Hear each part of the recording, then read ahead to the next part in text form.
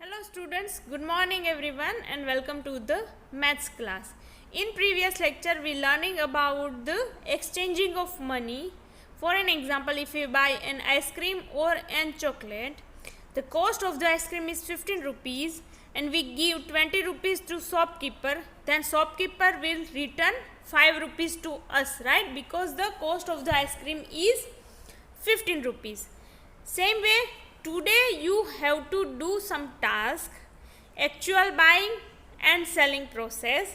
So what you have to do, you have to make any food stall at home.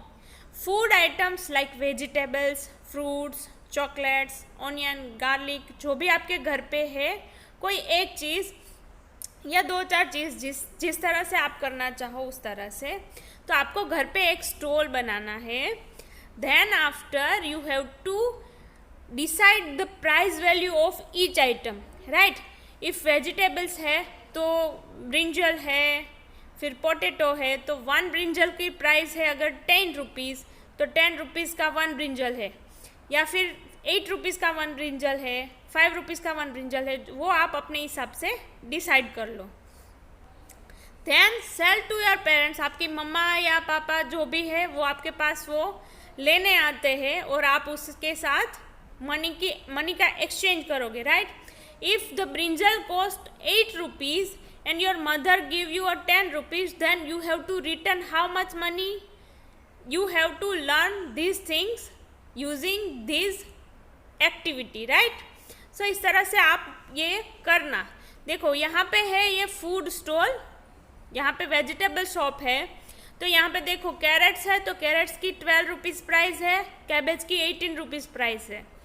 If you buy a carrot with from me and you give me a 20 rupees, मैं एक carat है वो 12 rupees में cell करती हूँ, आप मुझे 20 रुपी का नोट दोगे तो I have to return 8 rupee to you, right?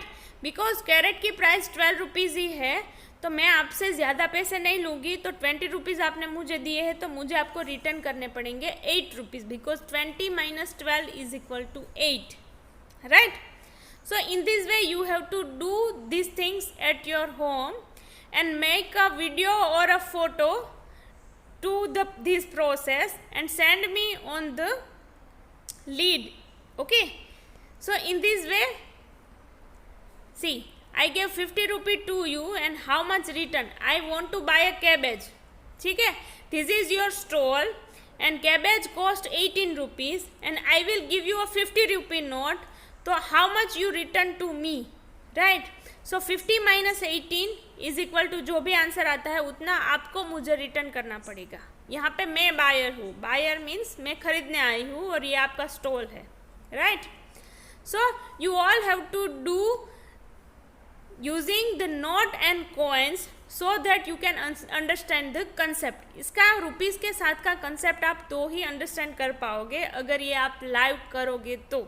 Okay, if any doubt, any query regarding this, ask me on the Google Meet. Okay, thank you students.